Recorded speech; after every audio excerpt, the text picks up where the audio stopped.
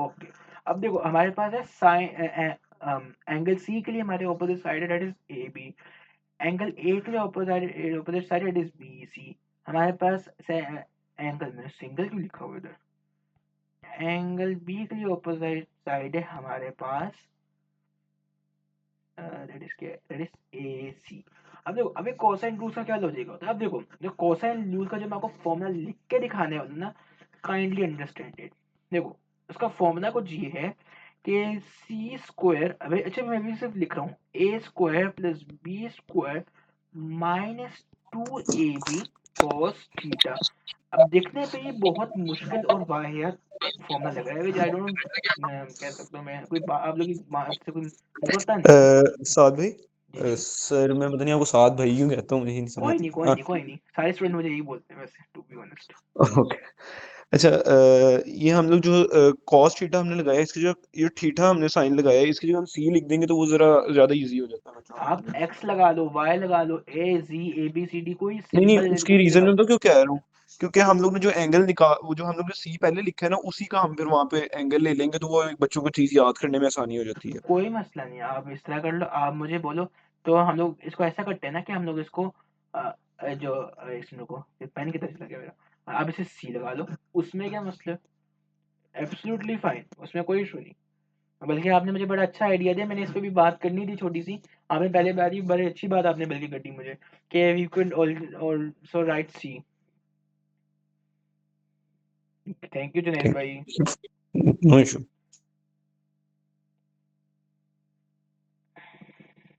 अच्छा, मैं बता रहा था अभी, तो जैसे जुनैद भाई ने भी हमें सही बात बोली कि इधर हमारे पास एंगल कौन सा लगेगा। देखो हमारे पास जो एंगल होता है ना यूजली दैट इज समथिंग के, जो हम लोग ये सामने सी लगाए इसको करते हैं। अभी देखो, अब ये ए स्क्वायर बी स्क्वायर कौन सी साइड है, चेक करना। अगर लेट सपोज मैं आपको सवाल से समझाता हूँ ये फॉर्मूला कैसे, कि इस फॉर्मूला को लगाने के बाद एक बड़ा मसला बन जाता है बच्चों को कि समझ में नहीं आता। कभी इवन कि मैं झूठ नहीं बोलूंगा, कभी बार मैं जब सवाल करूँ ना जल्दबाजी में, तो मेरे से भी गलती हो जाती है। इट इज नॉट लाइक मैं ह्यूमन नहीं हूँ, मैं फरिश्ता हूँ, ऐसे गलती नहीं होती, मेरे से भी हो जाती है। देखो जैसे एग्जाम्पल के तौर पर मैं सवाल सुना, देखो ए बी और सी। अब देखो मैंने निकाली, लेट सपोज उसने मुझे कौन सी साइड दी हुई है, उसने मुझे लेट सपोज दी हुई ए बी साइड, ये 2 सेंटीमीटर, ये है 5 सेंटीमीटर। अच्छा it's a not to scale diagram, इसका मतलब ये का मेरा हो सकता है आपको 2 सेंटीमीटर 5 सेंटीमीटर से बड़ा दिखाई दे। तो इट डजेंट मीन कि it is suppose to be like कह सकते हैं नॉट टू स्केल डायग्राम। अगर चलो आसानी के लिए इधर 5 सेंटीमीटर कर देता हूँ, इधर 2 सेंटीमीटर कर देता हूँ। नॉट टू स्केल का मतलब ये था कि आपने अपना ये स्केल लेके नापने शुरू कर देना कि एसी की लेंथ कितनी है, गलत आएगी लेंथ हमेशा। अच्छा अब उसने हमें ये दिया हुआ है, और लेट्स सपोज उसने हमें दिए हुए हैं एंगल बी। अब जरा नोटिस करना, हमने जो इस साइड को निकालना है दैट इज सी।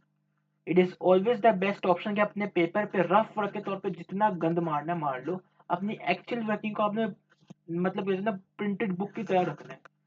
अब मतलब जो साइड हमने निकालनी है वो सी है, बाकी दोनों का अपनी जैसे ए ले लो बी ले लो, मुझे कोई मसला नहीं। अब इसको लेट्स सपोज ए ले लो, इसको बी ले लो।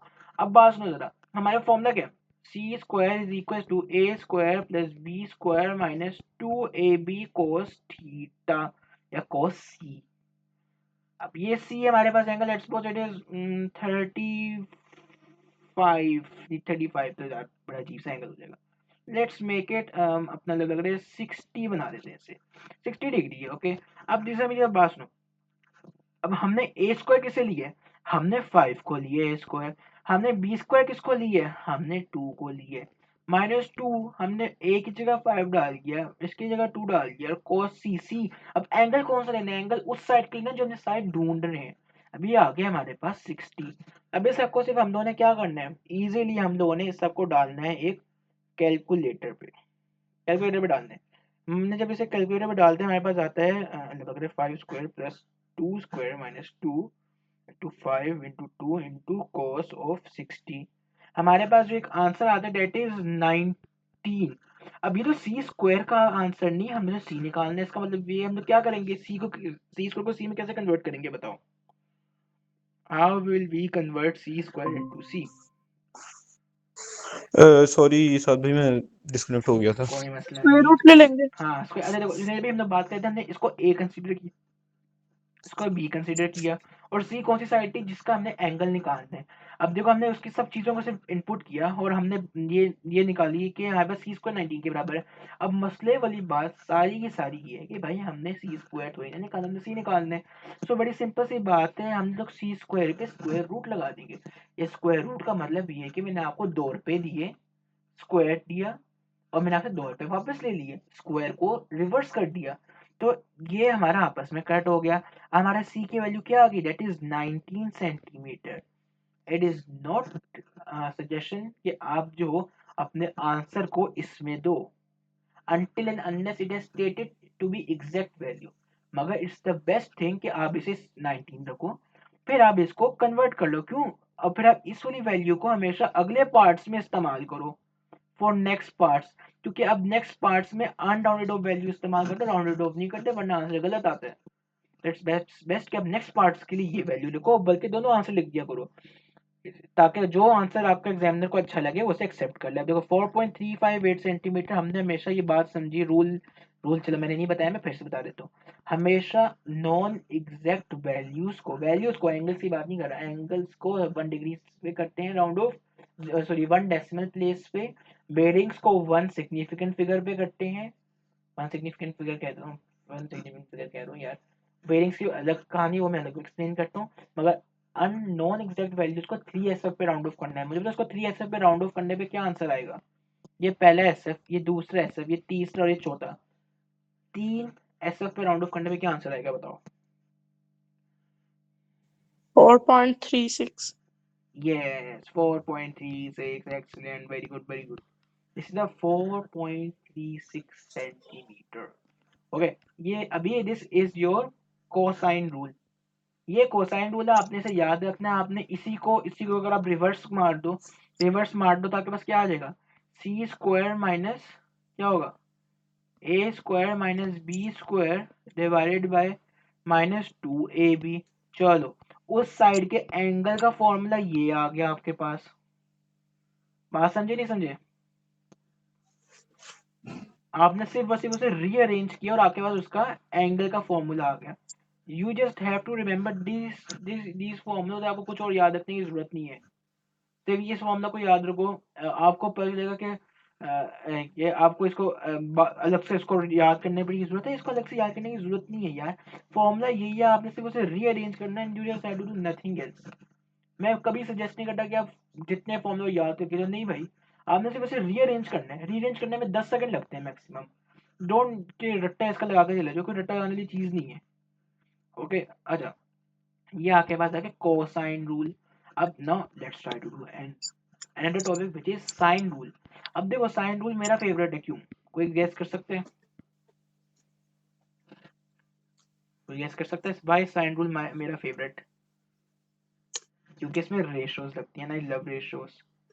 अब रेशियोज किस तरह लगती हैं, you compare, you are doing a comparison. इस मौके पे you are not doing maths, you are doing comparison. किस तरह? अब देखो मैं एग्जांपल के तौर पे आपको ये समझाने की कोशिश करता हूँ, हो सकता है कि मेरी बात आपको समझ में ना आए पहली बारी में, मगर let's make this angle. Okay, ये बड़ा अजीब सा एंगल है, ट्राइंगल है, but please kindly bear with me. देखो ये हमारे पास ए, ये हमारे पास बी, ये हमारे पास सी। अब देखो हमारा एग्जामिनर ने कहा कि मेरे स्टूडेंट की जिंदगी आराम करनी है, उसने कहा मैंने ए सी नहीं देना, उसने कहा कि मैंने आपको ए बी दे दिए और उसका एंगल दे दिया, और मैंने आपको ए सी का एंगल दे दिए, मगर उसकी साइड नहीं दिया, आपने ए सी निकालना है। अब बंदा बोले कोसाइन रूल में तो हमें 2 साइड चाहिए होती हैं। यार लो, इसमें तो 2 साइड्स हैं ही नहीं, कैसे करेंगे सवाल? ये तो सवाल ही गलत है, एग्जामिनर को सवाल नहीं बनाता नहीं ये बात। अब देखो हमारा सी एंगल के ऑपोजिट कौन सा साइड है, ए बी। अब मुझे बताओ हमारी बी एंगल के ऑपोजिट साइड कौन सी है, सी। इसका मतलब ये कि हमारे बी ऑपोजिट एंगल की जो साइड हमने वो निकालनी है। अब इसका एक फॉर्मूला है, अब इसमें कंपैरिजन कर रहे हो, कंपैरिजन करते हो किस तरह?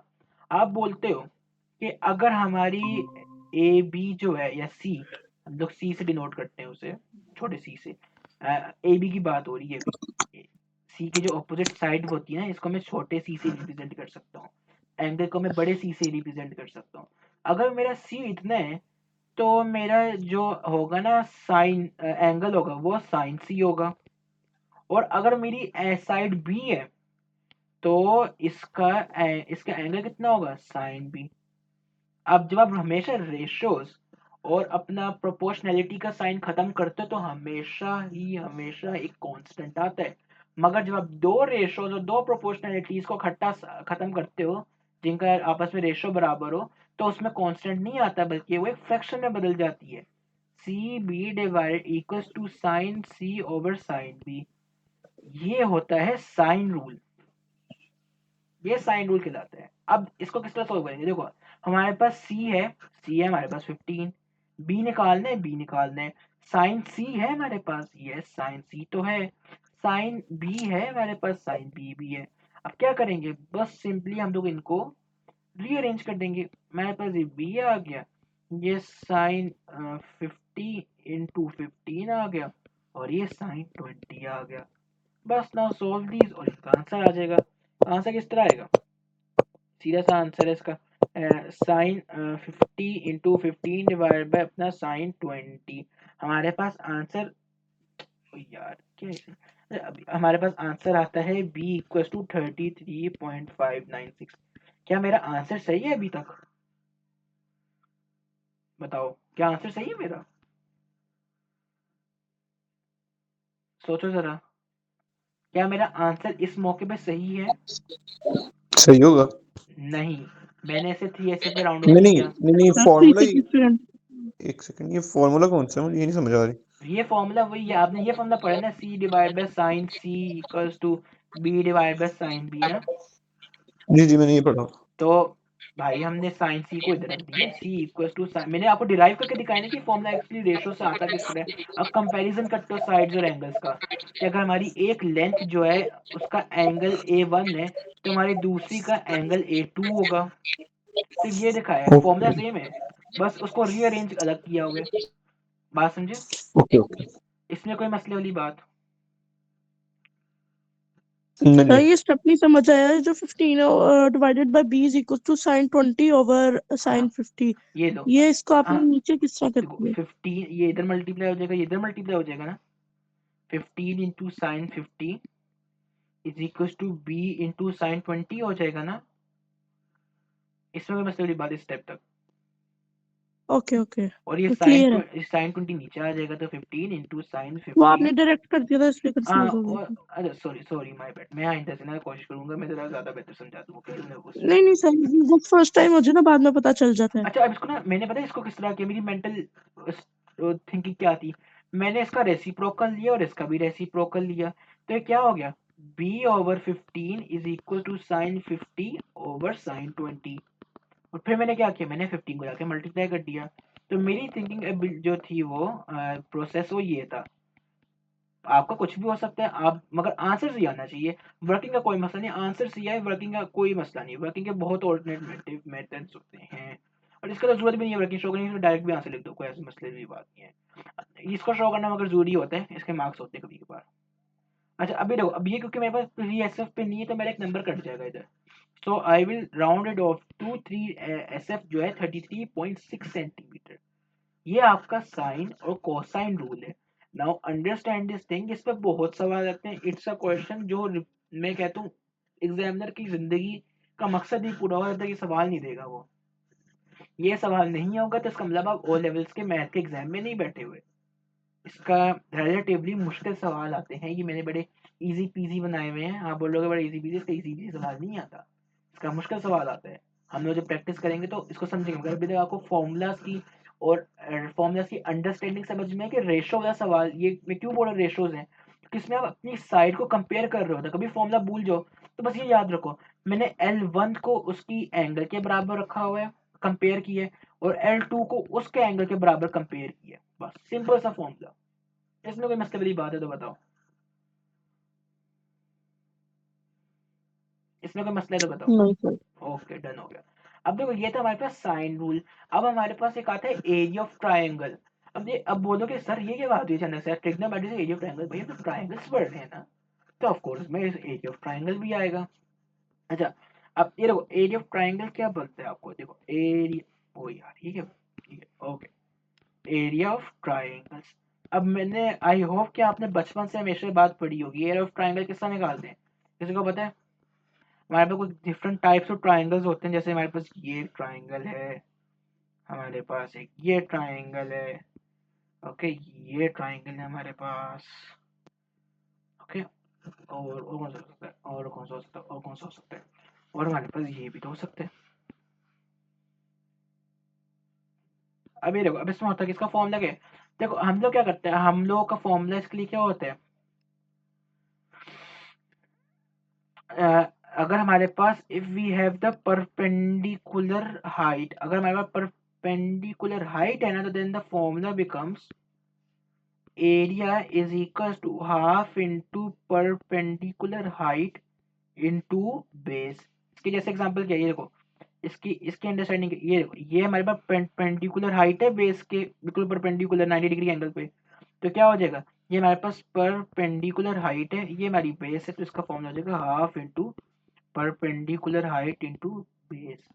अब इसका भी सेम लॉजिक है, हमें परपेंडिकुलर वो चाहिए अपना चाहिए एंगल, और सॉरी लेंथ चाहिए। अब ये हमारे पास लेंथ हो, तो क्योंकि ये परपेंडिकुलर हाइट है और ये हमारी इधर ये बेस है, ये जो मेरे डॉटर से कि वो बेस नहीं, ट्राइंगल की बेस ये है, तो क्योंकि हमारी बेस ये है, तो ये हमारी इधर टोटल बेस है ये, तो इसका भी फॉर्मूला ये हो जाएगा half into perpendicular height into base. इसका भी सेम लॉजिक है, परपेंडिकुलर हाइट निकालनी है, स्लांटेड हाइट नहीं, तो ये परपेंडिकुलर हाइट है, ये परपेंडिकुलर हाइट है हमारी, ये हमारी इधर सारी की सारी बेस है,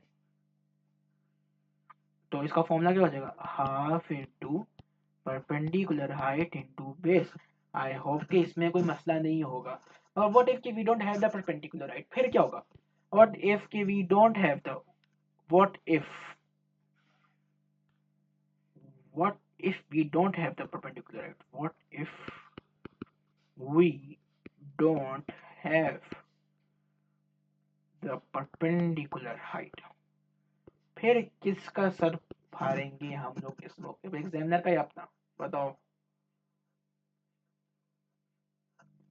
इस मौके पे हम लोगों ने कुछ भी नहीं करना, हम लोगों ने इस मौके पे फॉर्मूला याद करना, दैट इज बहुत बेसिक सा formula and that is like this. देखो अब हमारे पास जो फॉर्मूला है दैट स्टेज, बहुत सिंपल सी चीज,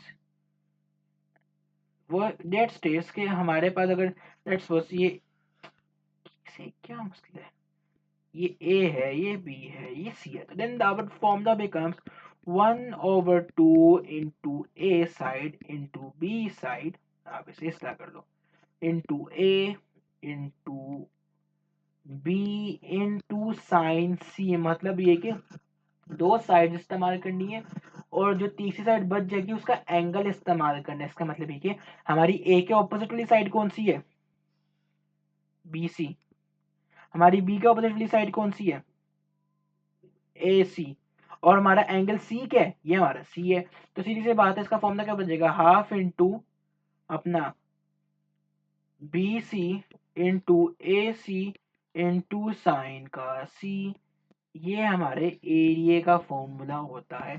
इसमें कोई मसले की बात है तो मुझे बताओ। सर जी ने सर ये आपने हाइट की जगह सिंपल क्या यूज किया हुआ है? ये अच्छा, ये हाइट का सिंबल का मसला नहीं, परपेंडिकुलर। इसे परपेंडिकुलर बोलते हैं। आप इसे ना इस्तेमाल करो, आप सिर्फ एच लिख लो, उसमें तो कोई इशू नहीं, आप ए लिख लो, बी लिख लो, एच लिख लो, इट्स बेटर कि आप एच इस्तेमाल करो, तो उससे एग्जामिनर की भी लिए आसानी होगी। हाइट आपने आपने इसको इस तरह सोचना है कि एग्जामिनर इज लाइक अ चूचू काका, उसे कुछ नहीं पता, एंड आई मीन लिटरली उसे कुछ नहीं पता, क्योंकि examiner are common people, they are not specialist of exams. बहुत रेयरली होता है, जैसे हमारे सर है वो स्पेशलिस्ट ऑफ पेपर है, तो वो एक अलग बात है, वो एग्जामिनर भी है तो वो एक अलग बात है, मगर यूजली दे आर नॉट वो अपना specialist in the subjects, they are common people who are trained with marks scheme. So it's better कि आप अपनी किस्मत को टेस्ट ना करो, इट्स बेटर कि आप सेफ प्ले करो, आप एज लिख लो। मेरी गंदी आदत है, मेरी एक मेरी पर्सनल आदत है गंदी, कि मेरे परपेंडिकुलर साइन इसलिए लगाते हैं, it's not a wrong sign, it's an absolutely fine universally accepted sign, मगर इट्स बेटर कि आप एज इस्तेमाल कर लो, जैसे जो जो आपको आसान लगता है वो कर लो, मगर आई वुड प्रेफर कि आप एज इस्तेमाल कर लो, ओके, इसमें कोई मसले वाली बात। ओके। अच्छा मैं वैसे आप लोग एक आउट ऑफ द कोर्स बात बता दूं, आपने अपने एग्जामिनर को टेस्ट नहीं करना। आप बच्चे पूछते हैं बच्चे मेरे से कह रहा हूँ, टीचर से पूछते हैं सर हमारा अगर हम लोग इस तरह कर सकते हैं तो why can't we do it like this. भाई आपने एग्जामिनर को टेस्ट नहीं करना।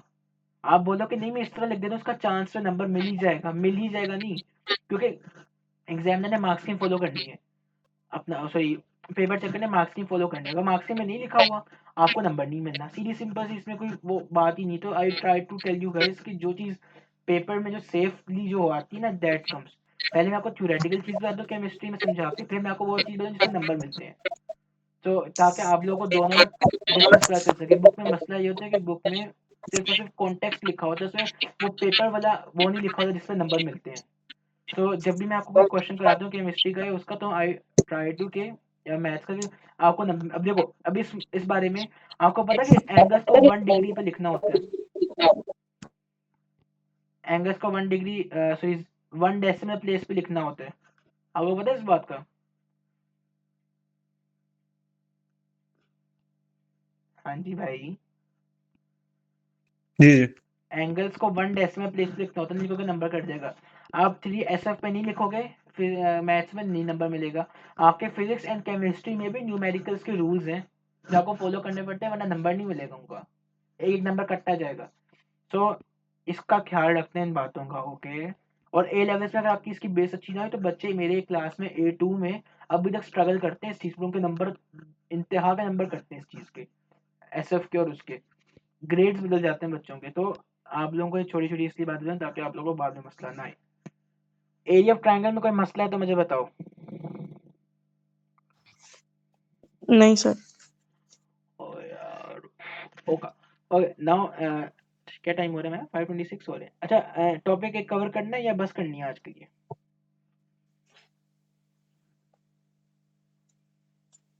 ओ भाई तुम लोगों से पूछ रहा, तुम लोग बताओ यार। सर मर्जी है, देख ले। यार तुम लोगों से पूछा है ना, किसी वजह से तो पूछा, बताओ करना है या छुट्टी? जी जुनेद भाई बताओ।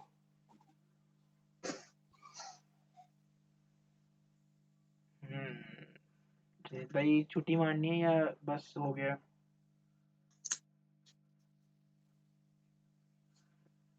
अरे चलो ऐसा करते हैं हम लोग बेटिंग करें। जुनेद भाई गायब हो गए। सादा ही करवा लें, कोई मसला नहीं है। ओके ओके कोई इश्यूज नहीं है। हम लोग वेडिंग का थोड़ा सा एक अपना स्टार्टर पैक कर लेते हैं ताकि भी हमारे लिए कल के लिए छोटी सी बेस बन जाए। अच्छा दैट इज बेरिंग्स। आप देखो bearings is a chapter which is just not limited to trigonometry। Sir अभी मैं कह रहा था कि ये जो ये भी किया ना आपने, ये साइन कॉस, इनके कोई क्वेश्चंस कर लेते हैं। और मैं आपको अभी भेज देता हूँ, आपने मुझे भी कहना, मैं आपको अभी भेज देता हूँ। क्लास एंड होने तो आपको 1 मिनट में सवाल आपके पास होंगे इंशाल्लाह। ओके ओके यार जुनेद भाई ऐसी मोटिवेशन शो करो यार, वो अल्लाह का बंदा, उसने पेपर नहीं देने। क्या ऐसी मोटिवेशन शो करो, वो अल्लाह का बंदा क्वेश्चन मांग रहा, क्वेश्चन ही नहीं मांग रहे हो। मैं क्यों नहीं मांग रहा? हाँ मैं यही तो पूछ रहा क्यों नहीं मांग रहे। असल में मुझे ना ये वाले क्वेश्चंस पे भी हो जाते हैं, मतलब आते हैं। जो नहीं आते उनमें मैं मांगूंगा, उनमें टेंशन नहीं आप। चलो ये भी सही है, चलो मैं फिर ही भेज दूंगा, करने हैं वो। ओके और मैं ओके। मार्क्सिंग भेजूंगा साथ, ईमानदारी के साथ करने, छापे नहीं मारने। सबमिशन डेट कब तक की होगी? और नहीं नहीं वो मैं आपको वैसे ही दे रहा हूँ, उसका मैं ओके आप ओके आप लोगों को जबरदस्ती तोप नहीं रख रहा मैं कि मुझे चाहिए। Okay okay. तो जिसकी सबमिशन डेट होगी ना वो मैं आप लोगों से जबरदस्ती निकलवाऊंगा। अच्छा अभी देखो, ये होता है हमारे पास एक बेरिंग का कॉन्सेप्ट। अब देखो बेरिंग का कॉन्सेप्ट बड़ा अजीब से, आप इसे अगर आप बड़े बड़े प्यारे वर्डों में बोलो, इट्स लाइक एंगल्स, मगर angle with a specific properties. अगर मैं बड़े बहुत सिंपल वर्ड में बोलूं, देखो it is trying to tell us कि हमारे साद इस, भाई, जी जी। मेरे ख्याल में हमाद के ऊपर बर्डन हो जाएगा अगर हम बेरिंग्स कर लेते हैं, कि मुझे लग रहा है उसको ना थोड़ा इशू होगा। यार हमारे भी बताओ, आपने बेडिंग की हो या स्कूल में? नहीं सर, कराए। ओ भाई बताओ तो बेडिंग किए नहीं किए, वरना मैं उस तरीके से मैं प्लान करके पढ़ाऊँ।